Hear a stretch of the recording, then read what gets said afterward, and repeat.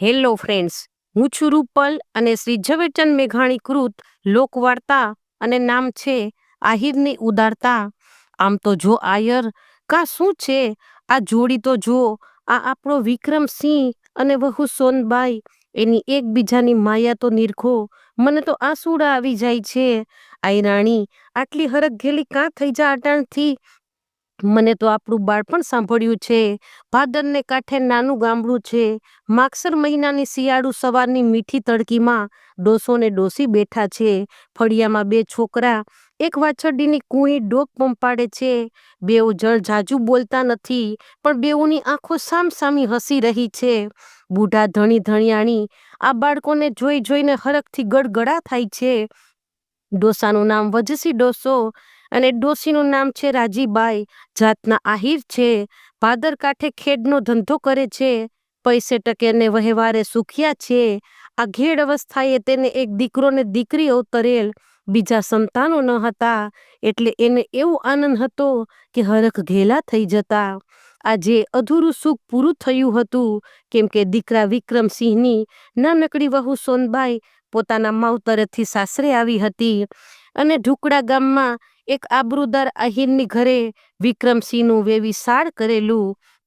સારે વાર પર બે વજસી ડોસી સોનબાઈને તેડાવતા અને થોડા દિવસો રોકાઈને સોનબાઈ પાછી ચાલી જાતી. વિક્રમસિંહ 10 વર્ષનો અને સોનબાઈ 8 વર્ષની. કળજુગનો વાયો નથી. ભોળા વર વહુ આગેથી એકબીજાને જોઈ લેતા સામસામા મીટ માંડીને ઊભા રહેતા. નિરખતા ધરો થાતો નથી. માયા વધતી જતી હતી. 4 દિવસ રોકાઈને સોનબાઈ જ્યારે માવતર જાતી, ત્યારે વિક્રમસિંહ એકલો ભાદર કાંઠે ભાગી જઈને છાનો મૂનો રોયા કરતો. પાછો બીજા પરબની વાટ જોઈને કામે લાગતો. કામ મીઠું થઈ પડતું. રૂપી, બોલ તુને મારે માથે ખરેખરું હેત છે? હા હા, ખરેખરું. તો માને અને બાપુને એક વાત કહી આવીશ. કે શું? મારે પરણવું નથી. કાલા મારા વિવાહ કરશો નહીં. રૂપી વિક્રમસિંહની સામે ટગર ટગર જોઈ રહી. હસીને કે જા ઢોંગીલા, હવે જા. હવે એવું તે કંઈ કહેવાતું હશે? અમથો તો સોનબાઈ જાય ત્યારે આંસુડા પાડસ. રૂપી મારી બોન, ભલી થઈને હસમાં અને મારું આટલું વીણ બાપુને કયાવને કે મારે નથી પરણવું. કારણ કારણ કાંઈ નહીં, બસ મારે નથી પરણવું.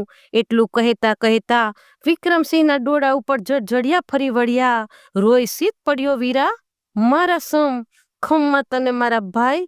મનમાં શું થાય છે બાપા, બોલ તો ખરો. એટલું કહીને રૂપી પોતાની ઓઢણીના પાલવથી ભાઈના આંસુ લૂછી લાગી. ભાઈનું રોતું રૂપાળું મોં હાથમાં ઝાલી લીધું. ભાઈના ગાલ ઉપર પોતાના ગાલ પંપાડીને પૂછવા લાગી કે મને મરતી દેખીશ? બોલ ભાઈ, શું છે? સોનબાઈ નથી ગમતી? એનું તે કઈ હીણું સાંભળ્યું છે? વિક્રમસિંહની આંખોમાં આંસુ વધ્યા. બેનનું હૈયું પણ કઈ સમજ્યા વગર ભરાઈ આવ્યું.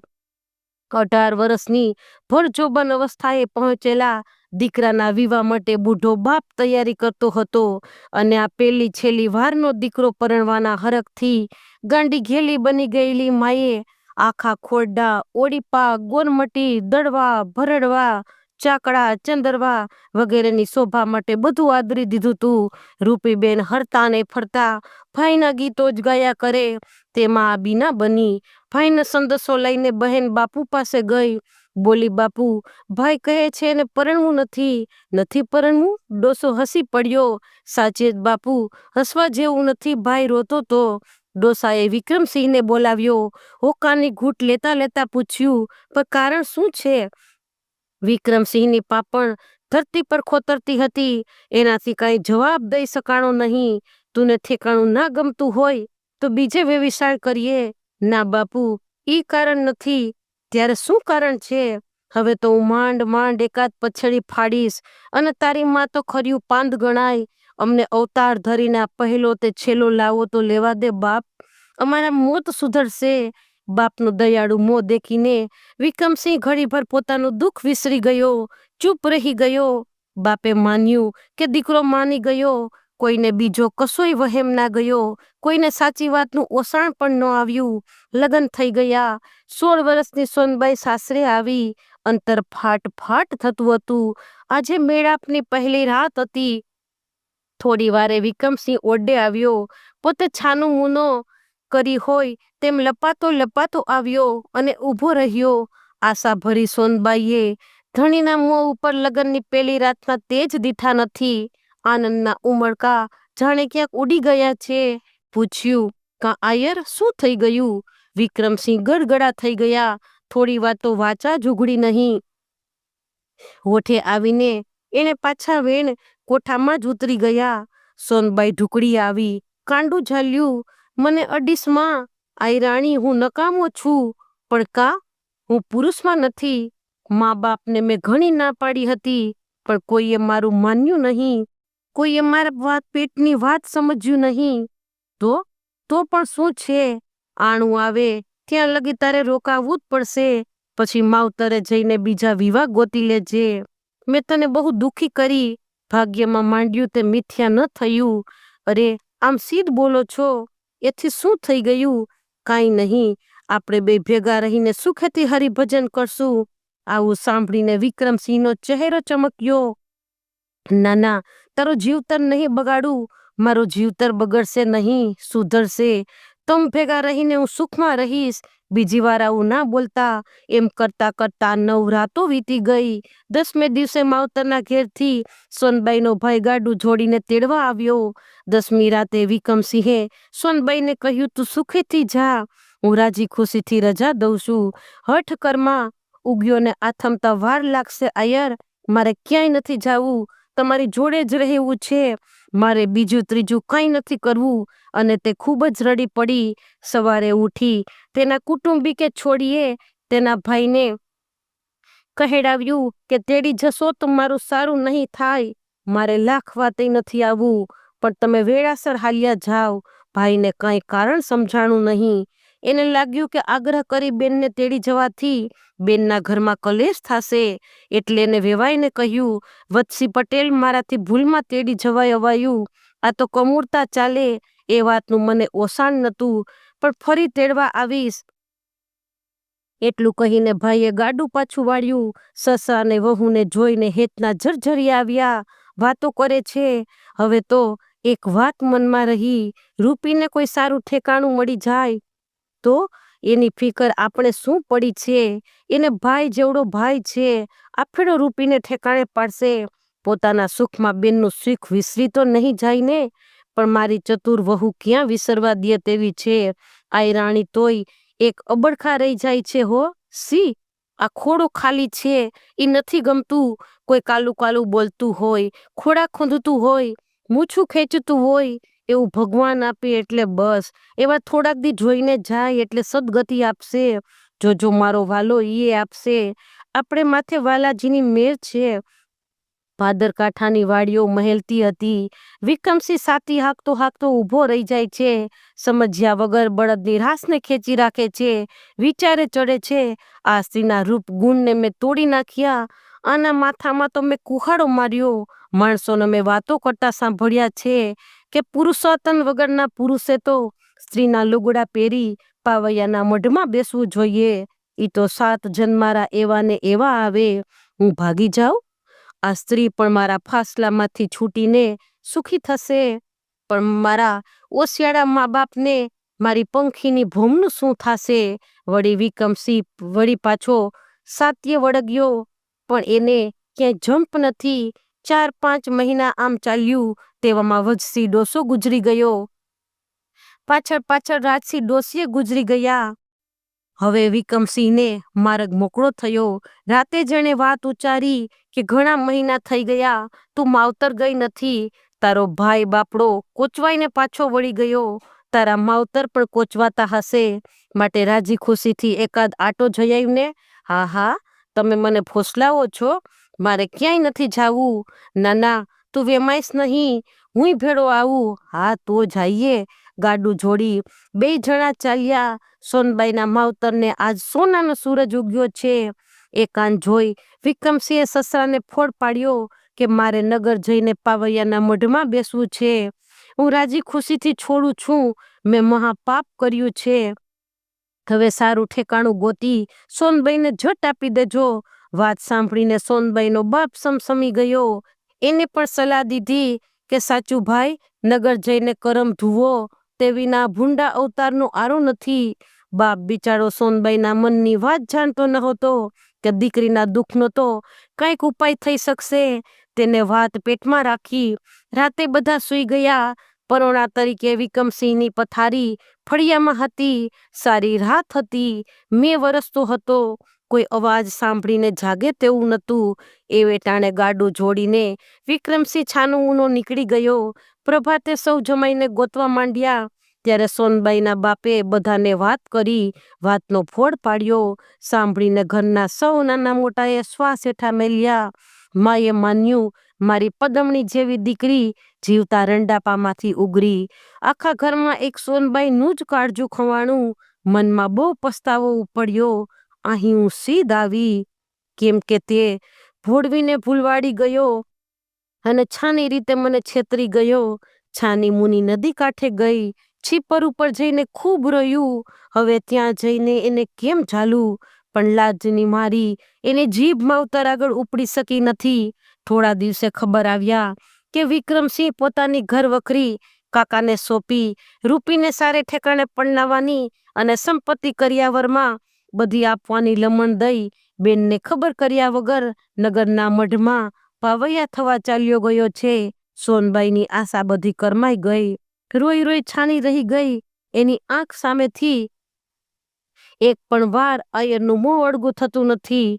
થોડા દિવસો પછી બાજુના ગામડામાં એક ઘર ભંગ થયેલા લખતસિંહ આયરનું માગું આવ્યું. બાપે દીકરીના દુઃખનો અંત સમજી માગું કબૂલ કર્યું. માએ દીકરીને પહેરાવી ઓઢાડી શબ્દ કરી. દુખડા લઈને માં બોલી, લે બાપ મારા ફૂલ, હરીની મોટી મહેર કે તારો ભવ બચાવી લીધો. પણ સોનબાઈનું અંતર વિંધાતું જાતું હતું. એની છાતી પર ભાર હતો અને નવે ઘેર ચાલી. ચોમાસાના દિવસો છે. લખતસિંહે પણ તેના ખેતરમાં હળ જોડ્યું છે. એના ખેતરના માર્ગેથી જ ગામનો માર્ગ જતો હતો અને ત્યાંથી એક ભથ્થેવાળી ચાલી આવે છે. તે સોનબાઈ છે. સાતી છૂટવાને સમયે સોનબાઈ નવા ધણી માટે ભાત લઈ જાય છે. સામેથી પાવૈયાનું એક ટોળું હાલ્યું આવે છે. એને દેખીને સોનબાઈને વીતેલી વાત યાદ આવી. ત્યાં તો જોયું તો પાવૈયાની પાછળ એક જુવાન ઘોડીએ ચડીને ધીમે ધીમે એક અસવાર ચાલ્યો આવે છે. ધણીના ખેતરને સેંઢે છીંડી પાસે સોનબાઈ ઊભી રહી. અસવાર નજીક આવતા જ ઓળખાણો. તે વિક્રમસિંહ હતો.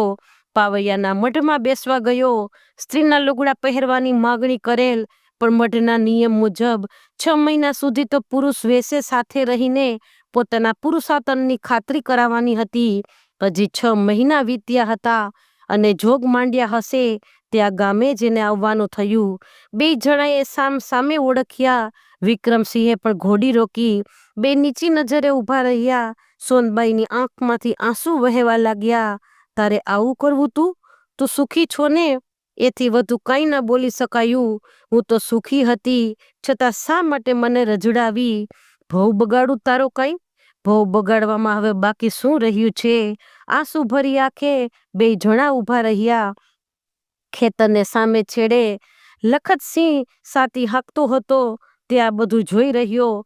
પોતાની સ્ત્રીને પારકા જણ ભેગી ઊભી જોઈને એની આંખો વહેમાતી હતી. વિક્રમસિંહે પૂછ્યું, ભાત દેવા જાસ? તારું ખેતર ક્યાં છે? આ રહ્યું, અને સાતી હાકે છે તે મારો ધણી છે. પણ તન્મે મારો ભવ બગાડ્યો. સુખેથી સાથે રહીને હરિભજન કરત આપણે. તમે તો મારો માળો વીખી નાખ્યો. હવે હું શું કરું? ચોધાર આંસુ ચાલી નીકળ્યા. વિક્રમસિંહે જવાબ આપ્યો, હવે તો જે થવાનું હતું એ થઈ ગયું. હવે તો વિસરવાનું જ છે. આગે આગે પાવૈયાનું ટોળું ઊભી રહીને વિક્રમસિંહની વાટ જોવે છે અને શેઠેથી લખતસિંહ જોવે છે. લે હવે રામ રામ. સોનબાઈ અકળાઈ ગઈ. ઘોડાની લગામ ઝાલી લીધી. ઓશિયાળી બનીને બોલી, મારું એક વેણ રાખો. મારા હાથનું જમીને જાવ એટલે મને શાંતિ વળશે. ગાંડી થઈ ગઈ? તારે ઘરે જમવા આવું ઈ તારા વરને પોસાય ને? વળી આ પાવૈયા પણ ના રોકાય. મારે તો એની હાયરે જ ચાલી નીકળવું પડે. ઠીક, પણ તારો ધણી કેસે તો જ મારાથી રોકાવાશે. એટલું કહીને એને ઘોડી હાંકી. નિસાસો નાખીને સોનબાઈ ખેતરમાં ચાલી. લખતસિંહ સાતી છોડી રોટલા ખાવા બેઠો. કોચવાઈને પૂછ્યું, કોની સાથે વાત કરતી હતી? કેમ રોઈ છો? સોનબાઈએ કોઈ બીક ના રાખી. વિક્રમસિંહને પોતાનો આગલો ઘરવાળો છે, પોતાનું હેત હજી એના પર એવું ને એવું છે, હજી એનાથી એને જુદું પડવું જ નહોતું. પણ છાનો મુનો સૂતી મૂકીને ચાલ્યો ગયો. ઓચિંતા અહીં મળી ગયો. આજનો દિવસ હું એને જમવાના કાલાવાલા કરતી હતી. 6 મહિને પોતે નવા ધણી સાથે સંબંધ ન રાખવાના નિયમ લીધેલા, તે પણ જૂની માયાના માન હારું છે. બધું બોલી નાખ્યું. લખમસિંહ આ સ્ત્રી સામે તાકી ઊંડા વિચારમાં પડી ગયો. સાતી જોડવાનું બંધ રાખી ગામમાં આવ્યો. સામે ચોરે પાવૈયાનું ટોળી બપોર કરવા ઉતરેલું હતું. વિક્રમસિંહ પણ ત્યાં બેઠો હતો. આ બંનેને આવતા જોઈ એના મનમાં ફાળ પડી કે હમણાં લખમસિંહ આવીને કજિયો કરશે. ત્યાં તો ઉલટું લખમસિંહ બોલ્યા કે જમવા આવશો? પણ જમવાની ના ન પડાય. સોનબાઈને મળવાનું મન થઈ ગયું. મુખીની રજા લઈને ઘરે ચાલ્યો. લખમસિંહના આદરમાન બીજે ક્યાંય નતા દીઠા. કાંડે કાંડે રાંધેલું મીઠું ધાન પરોણાને આગ્રહ કરી ખવડાવ્યું. કોળિયો બપોરની નીંદર કરાવી. ધીરે ધીરે વિક્રમસિંહના મનની બધી વાત જાણી લીધી. વાતોમાં સાંજ પડી ગઈ હતી. લખમસિંહ ખેડૂત હતો. પંખીના પ્યાર અને ઝંડનાના પ્યાર તેને જોયા હતા, અને પહેલી પડતરની વાત પણ તેને સાંભળતી હતી. આજે એને આ 2 જણાને મળતા જોયા. ભીતરથી ભીંજાઈ ગયો. પોતે સોનબાઈ સાથે પરણ્યો તે વાત જ ભૂલી ગયો. એનાથી આ વેદના જોવાતી નથી. દિવસ આથમ્યો એટલે પોતે ઉઠ્યો. ફળીમાં દેરી હતી ત્યાં ધૂપ કર્યો. માતાજીની માળા ફેરવા બેઠો. માતાનો ભક્ત હતો. જોશથી તે માતાજીના જાપ કરવા લાગ્યો. તેમ તેના શરીરમાં આવેશ આવવા માંડ્યો. ગોટે ગોટા ધુમાડા ઘૂટ્યા. લખમસિંહની હાક ગાજી ઉઠી અને માતાજી પંડમાં આવ્યા, અને માતાજીએ હાક નાખી. સોનબાઈ રાંધે છે ત્યાં એને હાક સાંભળતા જ બહાર દોડી આવી. આયરને ખરા આવેશમાં દીઠો. પોતાને ઓસાણ આવી ગયું. વિક્રમસિંહને ઢંઢોળીને કહ્યું, દોડ વિક્રમસિંહ, ઝટ તેના પગમાં પડી જા. કાંઈ સમજ્યા વગર તે દોડ્યો. પગમાં માથું નાખી દીધું. ધૂણતા લખમસિંહે તેના 2 હાથ માથા પર રાખી આશીષ આપ્યા. ખમ્મા તુને બાપ. માથામાં હાથ હટતા તો કોણ જાણે વિક્રમસિંહના દેહમાં ઝણઝણાટી થઈ ગયો. ખાલી ખોડિયામાં દૈવતનો ધોધ વછૂટ્યો. લખમસિંહને શાંતિ વળી એટલે 2 જણા બહાર નીકળ્યા. લખમસિંહે પૂછ્યું, કા ભાઈ, શું લાગ્યું? શું થાય છે? અંગે અંગમાં પ્રાણ પ્રગટી નીકળ્યા હતા. ચહેરા ઉપર શાંતિ છવાઈ ગઈ. માત્ર એટલું જ બોલાણું કે ભાઈ, મારા જીવનદત્ત માતાજીની મેર થઈ ગઈ. મારો નવો અવતાર થયો. બસ ત્યારે મારોય મનખો સુધર્યો. હું તરી ગયો એમ કહીને એણે સાદ કર્યો. સોનબાઈ બહાર આવી. સોનબાઈ આવીને ઊભી રહી. બધુંય સમજી ગઈ. શું હતું ને શું થઈ ગયું? આ સાચું છે કે સ્વપ્ન? કાંઈ ના સમજાણું. મારા ગુના માફ કરજે. તું પગથી માથા સુધી પવિત્ર છો. આ તારો સાચો ધણી. સુખેથી 2 જણા ઘેર જાય. માતાજી તમને સુખી રાખે અને મીઠા મું કરાવે. વિક્રમસિંહ ઉપકાર નીચે દબાઈ ગયો. ગળગળો થઈ ગયો અને બોલ્યો, લખમસિંહ ભાઈ, આ ચામડીના જોડા સીવડાવું તોય તમારા ઉપકારનો બદલો વળે તેમ નથી. તમે મારે ઘેર મારા ભેળા આવો તો જ હું જાઉં. લખમસિંહે રાજી ખુશીથી હા પાડી. સવાર થઈ ગાડું જોડાયું. સોનબાઈનો હરખ હૈયામાં માતો નથી. વિક્રમસિંહ ગાડાની વાહે ઘોડી ઉપર બહુ જ આનંદમાં મનમાં ને મનમાં લખમસિંહના ગુણ ગાતો ચાલ્યો જાય છે. વિક્રમસિંહને ઘેર પહોંચ્યા. એનું આખું કુટુંબ બહુ જ રાજી થયું. બીજે દિવસે લખમસિંહે જવાની રજા માગી. પોતાના કાકાની સલાહ લઈને બહેન રૂપીને લખમસિંહ વેરે આપવાનો પોતાનો વિચાર જાગ્યો. લખમસિંહને આગ્રહ કરીને રોક્યો. ખુશીથી અને કબૂલ કર્યું. આસપાસના નજીક સગાને બોલાવી અને તેની સાથે રૂપીના લગ્ન કરી કરિયાવર આપી વિદાય કરી. તો ફ્રેન્ડ્સ, આવી સત્ય ઘટના, લોકવાર્તાઓ અને પ્રેરણાત્મક સ્ટોરી માટે મારી YouTube ચેનલને please like, share and subscribe.